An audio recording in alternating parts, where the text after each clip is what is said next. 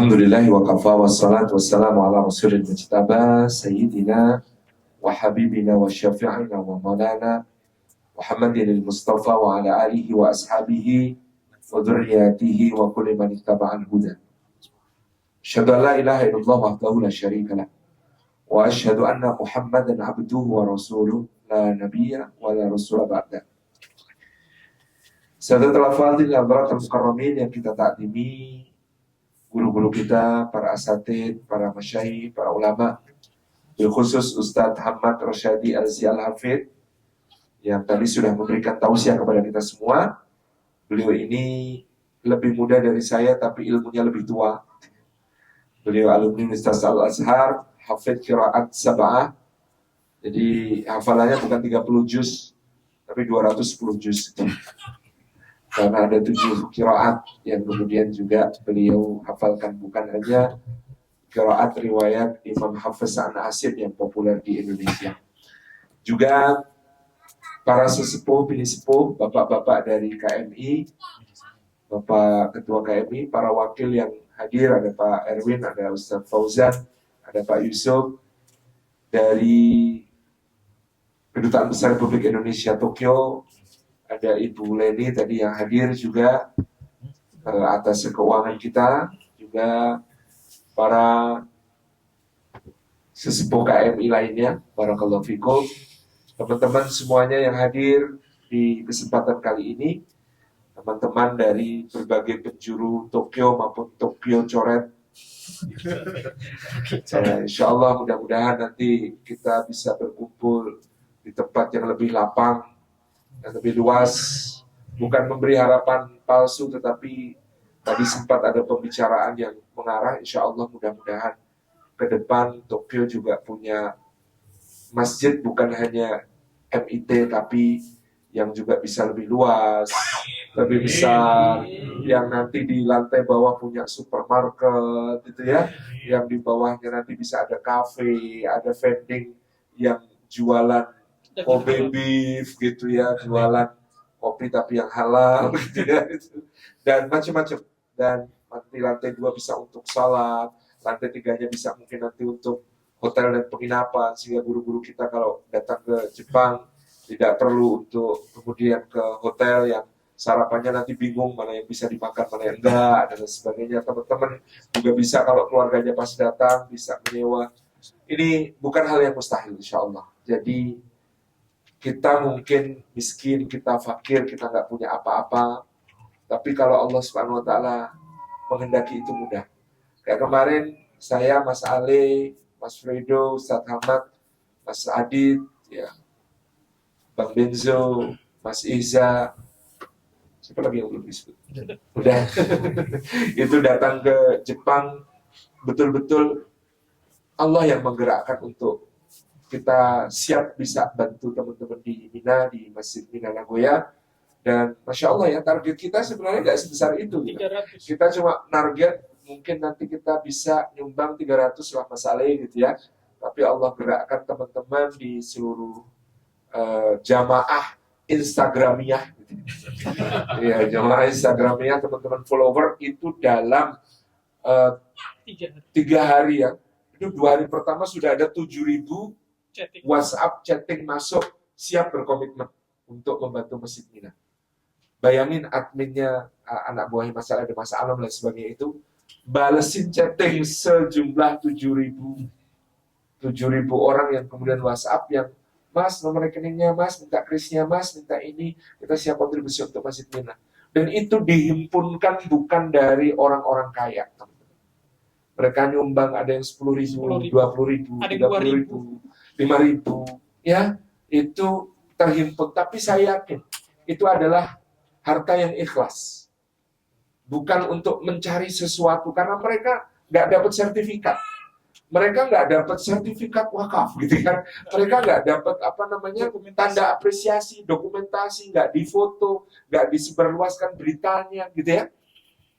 Saya yakin dengan harta yang semacam itulah keberkahan akan terbuka. Pintu-pintu kebaikan dari sisi Allah akan luas. Dan itu pula yang saya harapkan dari teman-teman di sini. Jangan malu memberi sedikit. karena tidak memberi itu lebih sedikit. Gitu ya. Jangan malu memberi sedikit karena tidak memberi itu lebih sedikit gitu ya. Ada orang mah karena saya ngasihnya cuma dikit malu nggak usah jadi ngasih gitu ya. Itu salah gitu ya. Karena kita itu perlu mengembangkan sikap jangan malu memberi sedikit karena tidak memberi itu lebih sedikit. Gitu ya. Ini quote pertama hari ini. Jangan malu memberi sedikit karena tidak memberi itu lebih sedikit. Jadi ini yang penting untuk kita tanamkan. Kalau ada kesempatan kontribusi apapun itu, mari kita berlomba-lomba. Mari kita kemudian bergegas. Mari kita kemudian menggerakkan hati kita untuk ikut ya. Ya tadi sekali lagi jangan malu memberi sedikit karena tidak memberi itu lebih sedikit. Nah teman-teman yang disayang oleh Allah, tadi tentu sudah belajar banyak dari guru kita semua Ustaz Ahmad Rosyadi, bagaimana kemudian kita melewati musim yang terus berganti, tetapi iman harus tetap bersemi. Karena perubahan-perubahan yang kita saksikan di dunia hari ini, itu sangat cepat dan sangat disruptif. Teman-teman mungkin juga menyaksikan di Jepang, tapi juga sangat terasa di Indonesia. Saya generasi yang lahir 40 tahun yang lalu, lebih itu ya, itu menyaksikan banyak sekali perubahan dari sejak kita kecil. Saya adalah generasi yang masih tahu apa hubungannya pensil 2B dengan kaset pita. Paham ya? Yang seumur gitu. Itu bisa fast forward dan rewind gitu. Itu pakai pensil 2B. Saya adalah generasi yang dulu ketika mengoperasikan komputer awal-awal itu harus pakai disket program yang gede banget, ukurannya 3,5. Saya adalah generasi yang tahu bahwa ini namanya disket. Karena ada teman saya, dia nunjukin disket yang 1,44. Tahu disket gak sih? Nah, anaknya komentar, Papa buat apa sih ngeprint 3D icon save? Jadi dia taunya itu tuh icon save. Kenapa di print 3 dimensi gitu kan? Dia nggak tahu bahwa itu ada barang benernya jauh dulu gitu ya, yang namanya disket. Gitu. Kita mengalami perubahan yang dulu ada berbagai macam perangkat yang itu kalau dikumpulkan satu ruangan penuh. Apa itu? Rak-rak buku perpustakaan, televisi, radio tape, mini kompo, Walkman, terus apalagi buku-buku catatan, gitu ya, kalkulator, terus macam-macam perangkat. Sekarang ngumpul jadi satu di sini coba. Itu kan perubahan yang luar biasa. Loh, rak buku dulu kan isinya buku-buku banyak banget perpustakaan, itu semua bisa masuk ke sini sekarang. Bahkan ada perpustakaan maya tanpa batas, kita bisa nyari semuanya dengan Google, dengan berbagai macam situs yang menyediakan berbagai macam kabar. Itu sekarang hanya satu wadah. Kebayang kan? Besok lama-lama kita yang diringkes gitu. Kemasan gitu ya? saset. Jadi kemasan saset tersedia. Tenaga kerja kemasan saset. Gitu. Kan susah kemasan. Jangan-jangan. Gitu ya. Artinya kita melewati perubahan-perubahan yang luar biasa, teman-teman. Sekarang ini perusahaan taksi terbesar di dunia itu tidak punya mobil satupun. Yang 20 tahun yang lalu perusahaan taksi itu mau order mobil dari Toyota, namanya pakai Vios itu ya, yang kemudian disebut Vios Limo, itu harus inden berbulan-bulan untuk bisa dapat sekian puluh unit. Mengajukan izinnya ke kepolisian, ke dinas perhubungan, ke ini itu. Susah sekali. Iya kan, perusahaan taksi zaman dulu itu kan berat. Yang sekarang masih eksis kayak Bluebird itu luar biasa, dia mentransformasi bisnisnya sehingga tetap bertahan. Yang lain kan gulung tikar. Karena sekarang perusahaan taksi terbesar di dunia tidak punya satupun mobil. Yang punya mobil pengemudinya. Coba, sudah punya mobil sendiri, kok gabung perusahaan taksi? Mobilnya mobil dia padahal itu ya. Tapi karena kekuatan aplikasinya yang bisa menjangkau begitu banyak, berubah. Apalagi yang berubah. Hotel juga begitu. Sekarang ini jaringan hotel terbesar di dunia tidak punya satu kamar pun. Yang punya kamar siapa? Ya pemilik properti itu. Mereka dengan sukarela daftar, saya minta dong jadi brandnya kamu. Mohon-mohon itu. supaya bisa menjadi bagian dari jejaring itu, supaya kemudian kamar-kamar itu laku. Berubah. Saya adalah generasi yang masih melihat Mbak El Mateana iklan sonsinya mana. Kerjaannya apa? Penjaga pintu tol. Sekarang pintu tol mana yang ada penjaganya? Hilang. Teman-teman kan bisa merasakan ya bahwa ke depan perubahan itu dahsyat sekali. Mungkin semua kerjaan kita akan digantikan oleh artificial intelligence. Teman-teman yang kerjaannya sophisticated kayak Kang Benzo yang editing video, editing foto, semua sekarang AI bisa, aplikasi bisa. Bahkan ilustrasi, bikin desain grafis, bahkan bikin copywriting. Copywriting itu kan mahal sekali. Bikin iklan yang kemudian mengena, kata-katanya selalu diingat oleh orang. Misalnya, saya dulu ingat orang yang merumuskan kalimat untuk sebuah iklan jaringan supermarket namanya Carrefour. Nggak usah beli di situ. Nah, sekarang udah bangkrut juga sih gitu kan. Ya, itu kan iklannya dulu di tahun 90-an akhir itu kalimatnya cuma simpel. Ke Carrefour aja ah. Tahu nggak orang yang merumuskan kalimat ke Carrefour aja ah itu dibayar berapa? 3,5 miliar. Saking hebatnya dampak kalimat itu untuk menarik orang belanja. Mahal gitu. Keterampilan untuk menyusun kata-kata. Ada kata-kata yang lain. Biasanya iklan yang melekat banget ke kita. Oleskan saja. Nah, itu juga mahal sekali. Kalau nggak salah 2 miliar harganya kalimat itu. Apapun makanannya, minumnya, jangan ya, saya. Itu juga mahal. Jadi itu namanya copywriting. Nulis perangkat-perangkat untuk kemudian iklan, menjual produk. Sekarang ChatGPT yang bikin. Nggak lagi bayar orang untuk merumuskan kalimat. Profesi saya sebagai penulis ini sangat terancam, saudara-saudara. Iya kan? Sudah sekarang orang nggak mau baca buku, kalau cari ilmu itu pakai Google, fas'alu Google in kuntum la ta'lamun. Maka bertanya kepada Google jika kamu tidak mengetahui, iya kan? Siapa yang akan baca buku dan nulis buku ke depan? Ruwet. Lebih-lebih di Jogja, teman-teman perhatikan perubahan ini. Di Jogja itu sekarang ada 3.700 coffee shop. Wilayah dengan coffee shop terpadat se-Indonesia Raya. Itu kota Yogyakarta. 3.700. Itu belum ngitung angkringan yang kopinya kopi jos itu. Itu belum dihitung. Kalau itu dihitung 5.000. Jadi ada 3.700 coffee shop di Jogja. Pertanyaannya, orang minum kopi kan biar nggak ngantuk. Apakah orang Jogja ngantuan? Sehingga kemudian harus banyak sekali coffee shop di Jogja.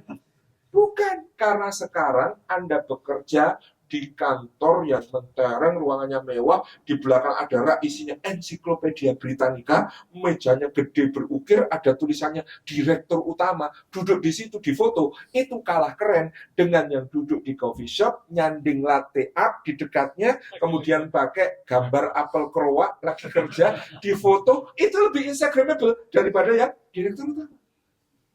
Ya kan? Orang sekarang bekerja co-working space macam-macam gitu. Ini luar biasa. Anda masih mendapatkan peluang-peluang di Jepang ini karena ada demografi yang beda dengan Indonesia. Karena di sini semakin banyak simbah-simbah, nggak ada yang rawat. Makanya Anda datang untuk sebagai pahlawan. Kami siap merawat simbah-simbah di Jepang, gitu kan. Tapi kan simbah-simbahnya sebentar lagi meninggal. Check out gitu ya. Lock gitu. Yang hebat yang kemudian bisa menuntun sampai syahadat, misalnya kan menyuburkan. Tapi perubahan itu terjadi terus. Kita itu tidak bisa mengandalkan hal-hal yang lama untuk menghadapi masa depan. Zaman bapak saya muda, lulus SMA itu sudah laku. Ya kan? Lulus SMA itu sangat dihargai. Ketika om saya mulai mencari kerja, yang dicari itu D3, BA, BCHK, BSc, ya kan?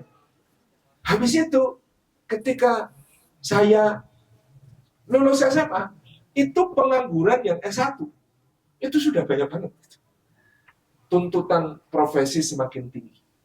Demikian pula teman-teman bisa membayangkan dulu Skill itu mahal. Teman saya se-SMA yang bisa mengoperasikan komputer, apalagi bikin desain grafis, itu langka. Dan itu selalu dicari. Tolong dong desainkan ini, tolong dong desainkan itu, tolong dong kita mau bikin buletin, tolong dong layoutnya kita mau bikin macam, tolong dong. Itu laris sekali. Sekarang apakah masih perlu? Semakin simple digantikan oleh teknologi. Skill yang dulu mahal sekarang semakin bisa replaceable, digantikan. Yang tidak bisa yaitu mungkin itu nggak bisa digantikan teknologi.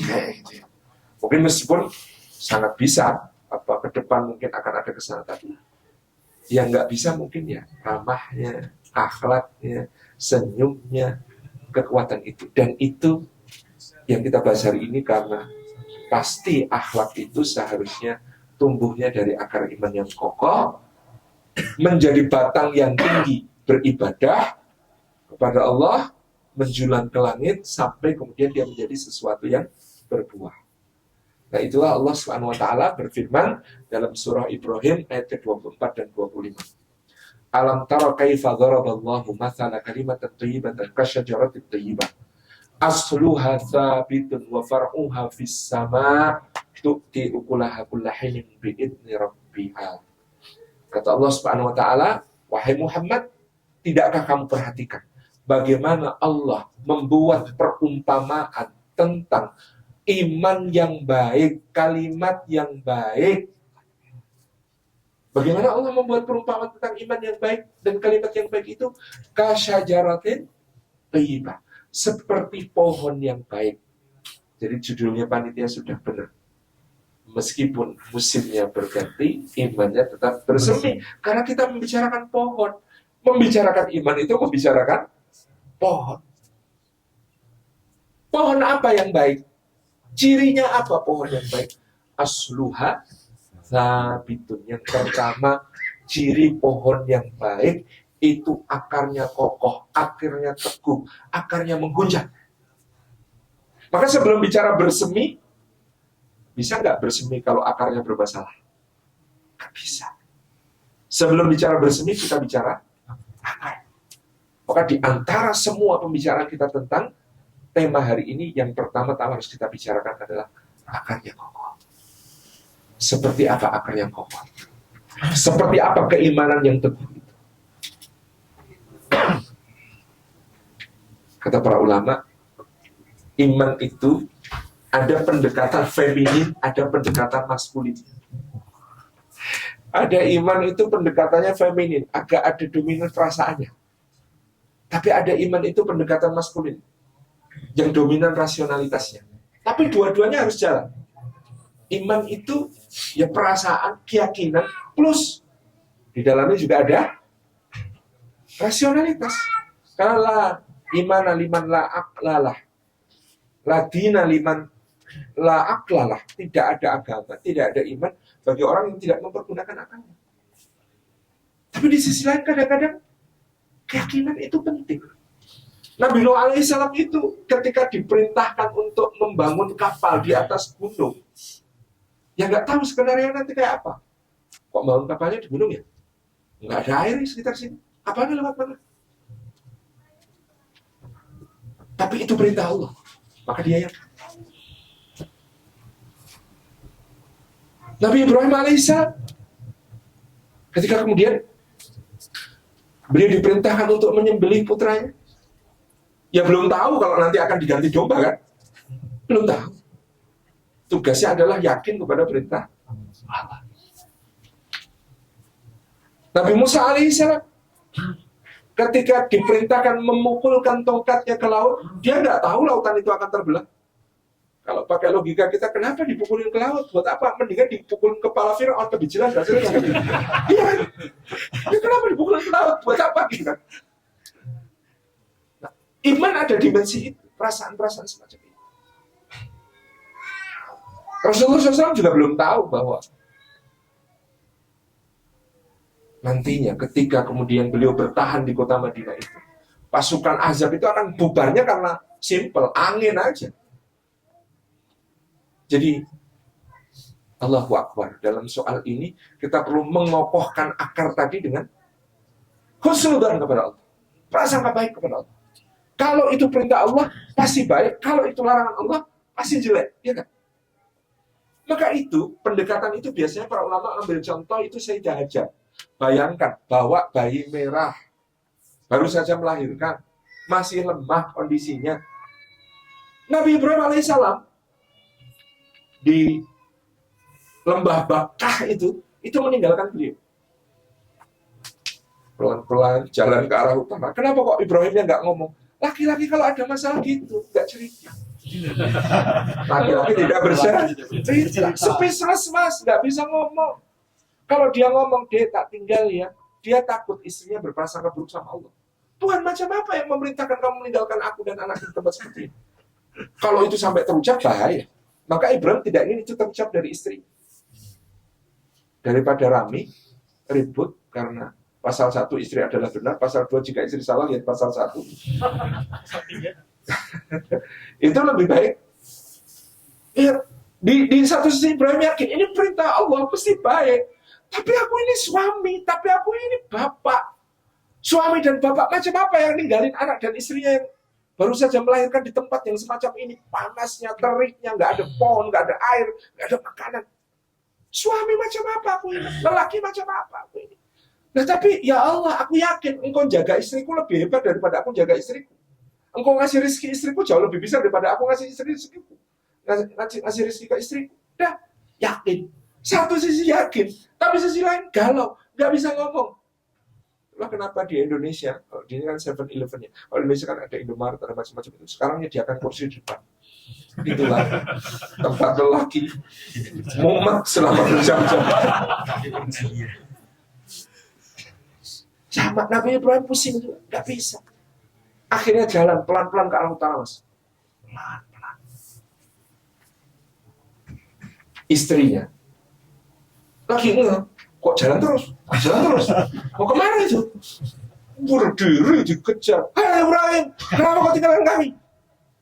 Jadi kalau kisah-kisah itu kan memang istri itu kalau manggil suaminya langsung namanya. Jadi Anda kalau dipanggil istri langsung namanya jangan tersinggung. Itu niru nabi. Hai Ibrahim, kenapa kau tinggalkan kami? Gak ada mas, gak ada yang, gak ada. Hai Ibrahim, kenapa kau tinggalkan kami? Nabi Ibrahim itu nggak bisa jawab, mas. Ini pertanyaan esai. Orang lagi mumet kok suruh jawab pertanyaan esai. Kan terlalu berat. Kenapa kau tinggalkan kami? Jelaskan. Kenapa kau tinggalkan kami? Sebutkan alasannya. Kan pusing. Nggak bisa. Dia cuma diem, berhenti sejenak, menghela nafas panjang. Beda sama kita kan, kalau kita ada yang sebats dulu. Nabi Ibrahim kan nggak ngerokok, jadi nggak sebats dulu. Sebat itu sebatang. Iya. Jalan lagi. Istrinya ngejar lagi. Ibrahim, kenapa jalan kami? 2 kali nanya. Nggak bisa jawab tetap. Sampai 3 kali. Nah, Sayyidah Hajar, istri yang cerdas.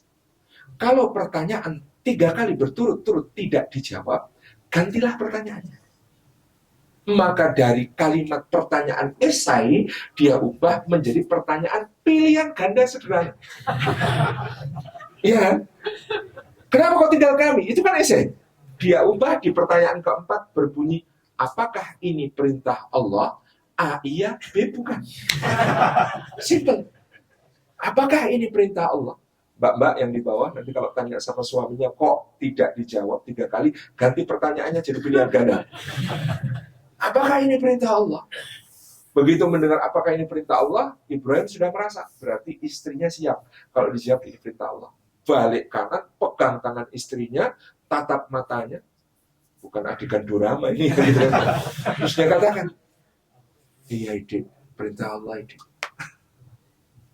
Apa pilihan Hajar saat itu? Ketika suaminya mengatakan, ini perintah Allah, aku harus ninggalin kamu dan anakmu di sini. Perasaan apa yang ada dalam diri Hajar? Kecewa, marah, sedih, takut, gelisah, gundah, resah. Mungkin cemburu. Oh, jadi karena aku udah punya anak, aku ditinggalin di sini. Kamu mau balik sama istrimu yang cantik itu, yang sana, yang Palestina. Ya, bisa. Subhanallah, Maha Suci Allah. Lisan Hajar disucikan dari kalimat itu, dia kalahkan semua perasaan-perasaannya sebagai perempuan itu dengan perasaan iman. Perasaan imannya apa? Kalimatnya begini, Mas. Kalau ini perintah Allah, maka sekali-kali Allah tidak akan pernah menyanyiakan kami. Bisa nggak kita pakai kalimat itu untuk semua perintah Allah di kehidupan kita? Kalau ini perintah Allah, sekali-kali Allah tidak akan pernah menyanyiakan kami. Itu akar yang sangat kuat. Kalau ini perintah Allah, sekali-kali Allah tidak akan pernah menyanyiakan. Benar yang tanya, emangnya kalau pakai kalimat itu langsung semuanya enak? Ya enggak juga. Enggak juga. Hajar juga diuji kan gitu. Sudah yakin kalau ini perintah Allah, sekali-kali Allah tidak akan pernah menyanyiakan kami. Apakah kemudian turun hidangan dari langit gitu? Apakah kemudian makanan langsung lengkap? Tiba-tiba rumah itu muncul sendiri, bangun sendiri gitu? Ya enggak. Tetap ada ujian dari Allah. Benar nggak kamu ngomong begitu? Benar nggak kamu yakin bahwa kalau kamu mentaati aku, kamu tidak akan disia-siakan? Diuji sama Allah. Makanannya habis beneran, ya kan? Airnya habis beneran. Bayinya nangis. Terseduh-seduh sampai, kata orang Jawa itu, sentik-sentik. Kayak orang mau sakaratul maut bayinya. Maka dengan sisa tenaga, Hajar berusaha. Dia naik ke Bukit Sofa. Semoga semuanya berkesempatan haji, umroh, berkasih, sa'i antara Sofa dan Marwah. Kalau sekarang enak sa'inya, Mas. Tutup, AC, halus, marmer, dingin, sejuk. Dulu kan panas, tandus, kering, gersang. Naik itu juga batunya tajam-tajam melukai kaki. Dia naik ke atas. Liar ke kanan, liar ke kiri. Tuh, lari ke Bukit Marwah. Balik lagi ke Sofa, balik lagi ke Marwah, balik lagi ke Sofa, balik lagi. Sampai 7 kali. Guru saya Allah yang Kiai Muktamar itu dulu bertanya, loh, kalau untuk mengetahui bahwa nggak ada air, nggak ada orang, nggak ada yang kemudian memang bisa dimintai tolong, itu perlu berapa kali bolak-balik? 2-3 kali saja cukup kan? Udah, nyerah. Tapi Hajar tidak nyerah. Dia ingin menunjukkan kesungguhannya kepada Allah. 7 kali. Lalu kemudian ternyata Jibril turun menghantamkan sayapnya ke bumi tepat di bawah kaki Ismail. Memancar airnya. Kalau saya yang jadi Hajar mungkin kalimat ya Allah nggak dari tadi loh ya.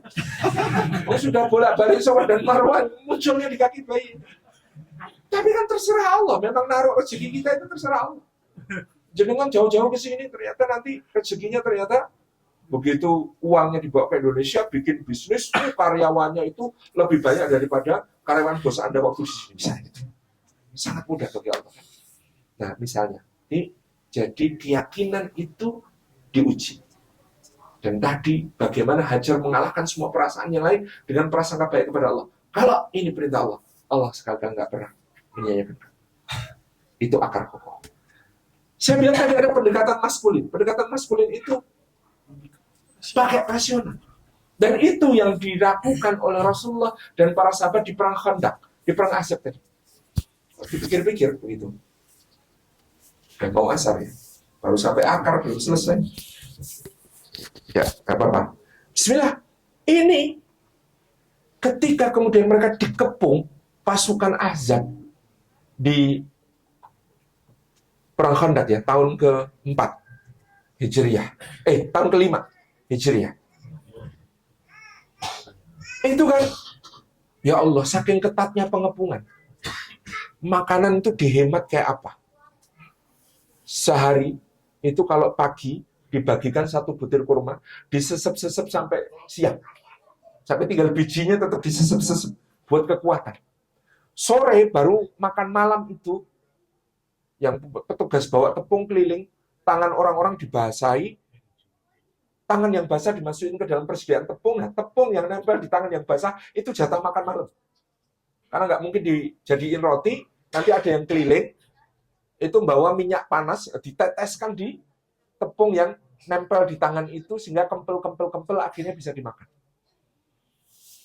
Beratnya situasi saat itu, bahkan sampai dikatakan, mau kencing saja nggak sempat. Rasulullah sampai pernah melaksanakan sholat fardu itu, duhur, asar, maghrib, isya, dijamak jadi satu tengah malam. Sekarang boleh nggak? Tanya Ustaz Ahmad. Jadi duhur, asar, maghrib, isya dijamak jadi satu di tengah malam. Sampai seperti itu keadaannya, parah banget. Maka orang-orang munafik mengatakan, Rasulullah ini ngaco, bercanda. Kata orang Jawa, ngomyang. Tahu ngomyang? Ngomyang itu ngomong antara sadar nggak sadar, terus kemudian omongannya kacau. Apa istilahnya? Lantur. Lantur tapi setengah sadar gitu. Ngomong yang lantur itu setengah sadar gara-gara tekanan yang berat. Karena Rasulullah mengatakan ketika kemudian menghancurkan batu yang menghalangi pembangunan Khandaq, kita akan sampai ke negeri Syam. Kita sampai akan ke Persia. Kita sampai akan ke Yaman. Kata orang munafik, di rumah kita sendiri aja kencing nggak sempat. Bisa-bisanya dia menjanjikan Syam, Persia, Yaman. Dikepung kayak begini. Oh, selamat aja sudah. Hampir nggak mungkin kok bisa Syam, Persia, Yaman. Kejauhan ngelanturnya Nabi kita, kata orang-orang munafik. Tapi orang-orang beriman yakin pada kata-kata Rasulullah SAW. Karena apa? Kata mereka begini, jam 7 malam itu gelap. Ya nggak? Udah gelap. Apalagi musim dingin. Ya perang Khandaq itu musim dingin. Jam 7 malam udah gelap.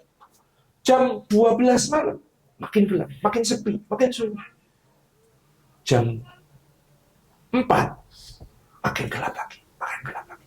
Tapi makin gelap, makin gelap, makin gelap, itu semakin dekat kepada fajar. Perang Badar tuh gelap. Gimana nggak gelap? Berperang kok ngelawan paman sendiri, ngelawan saudara sendiri, sepupu sendiri. Gelap itu, menyakitkan. Tapi perang Uhud lebih gelap. Mending perang Badar menang. Uhudnya kalah. Nah sekarang ini kita lagi perang, namanya perang Khandaq, makin gelap lagi. Kencing saja nggak sempet. Kalau satu orang meninggalkan posnya, pertahanan tembus. Nggak bisa. Ini makin gelap, makin gelap, makin gelap. Berarti makin dekat kepada fajar. Hadza ma wa'adanallahu wa rasuluhu wa sadaqallahu wa rasuluhu. Coba kalau Bung Karno, Bung Hatta, para pemuda di Rengas Dengklok itu kehilangan harapan. Gak jadi proklamasi. Waduh gelap ini, Jepang kalah, sekutu akan segera datang lagi, bawa pasukan banyak banget, habis gitu. Kan mikirnya gitu. Tapi mereka berpikir, ini kita sudah dijajah 350. Mosok gak merdeka-merdeka.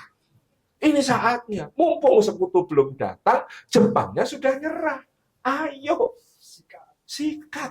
Nanti gimana? Nanti urusan nanti. Nanti pasukan sekutu datang, bawa senjata berat gimana? Nanti urusan nanti. Merdeka-merdeka dulu. Itu karena tadi yakin sama Allah. Jadi akarnya teguh. Kita juga harus begitu. Kalau yakin ini janji Allah, yakinlah pasti janji Allah itu akan datang. Akar.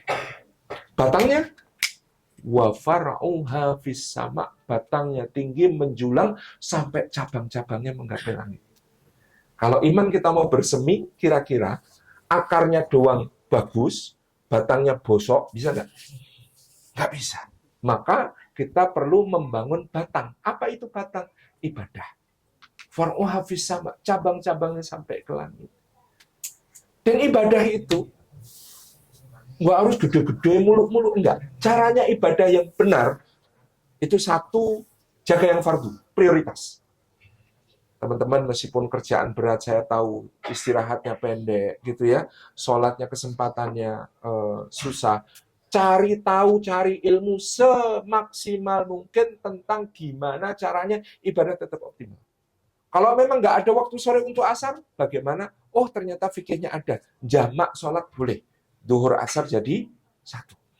Oh, kalau begitu pas istirahat, jangan 45 menit untuk scroll Instagram. Karena kalau sampai nyari yang cantik itu tiap detik keluar edisi baru. Dah, bismillah, nanti dulu itu, gitu kan. Tapi prioritasnya sholat dulu. Yang fardu dijaga. Yang fardu dijaga, kalau sudah yang fardu dijaga, boleh nambah yang sunnah. Nggak usah muluk-muluk, satu aja dulu. Ditekuni 4 bulan atau 5 bulan, sampai terasa ringan. Kalau sudah terasa ringan, bukan beban, baru nanti nambah lagi. Dan nggak usah banyak-banyak. Satu dulu.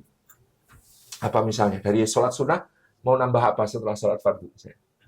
Qobliyah subuh biar lebih kaya daripada dunia seisinya. Oke. Satu itu aja.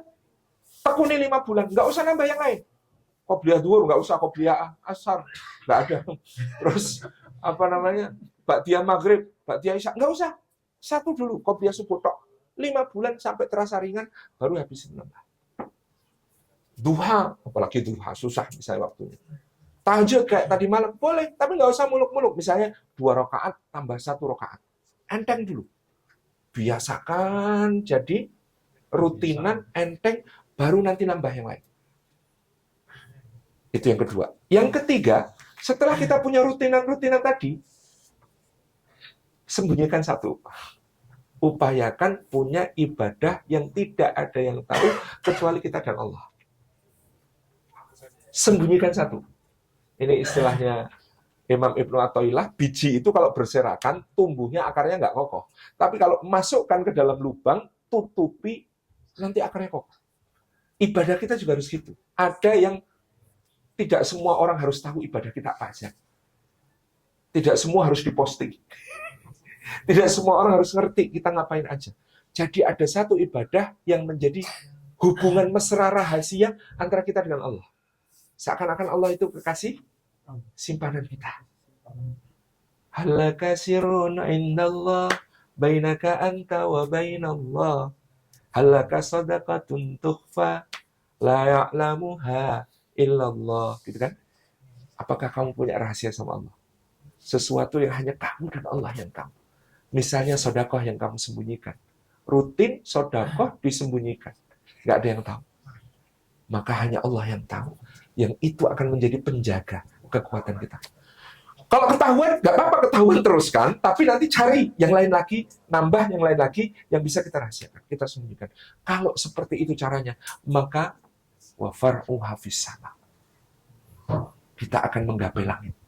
Kalau sudah sampai langit, kira-kira minta apa saja enteng apa susah?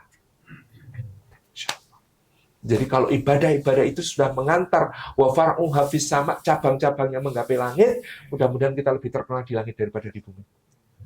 Mudah-mudahan kita lebih dirindukan surga daripada dunia, ya kan? Karena kalau di dunia, terkenal di dunia, itu ruwet, susah, dan cuma sebentar. Masa Pak Ustadz? Kan seneng terkenal di dunia. Ya seneng, tapi coba bayangkan, habis ngisi pengajian, sudah kebelet ke toilet, Pak Ustadz foto dulu. Mau ke toilet ya Mas, foto dulu Pak Ustadz bentar. Yang bilang gitu 27 orang. Ginjalnya nasibnya gimana itu? Coba bayangkan gitu ya. Contoh. Jadi nggak enak terkenal di dunia itu. Belum lagi kalau ada teman yang kemudian tiba-tiba datang. Ingat saya nggak usah. Mau dijawab ingat enggak. Mau dijawab enggak melukai hati. Repot gitu. Susah. Dan cuma sebentar. Setahun yang lalu ada seleb TikTok, selebgram, itu kalau live ditunggu puluhan ribu orang. Lalu dia meninggal. Sekarang udah nggak ada yang nunggu live-nya. Karena nggak ada live dari alam kubur. Subhanallah. Susah. Cepat dilupakan. Dulu, yang orang dulu nungguin live-nya itu, sudah move on. Sekarang nyari live-nya orang lain. Ya kan? Jadi dunia ini cepat sekali melupakan kita. Makanya jangan cari yang di dunia-dunia itu. Far'u hafiz sama. Cari terkenal di langit. Cari terkenal di sisi Allah. Kenalkan diri kita kepada Allah dengan ibadah-ibadah. Termasuk tadi ibadah yang rahasia. Jaga kemesraan dengan Allah. Itu yang kedua. Yang ketiga. Udah habis waktunya. Habis. Oke. Waktunya habis. Yang ketiga. Kalau masih ada waktu nanti kita teruskan. Kalau nggak ada. Berarti next visit. Mudah-mudahan saya punya rezeki untuk mengunjungi penjenengan semua lagi di Jepang. Barakallahu fikum. Assalamualaikum warahmatullahi wabarakatuh.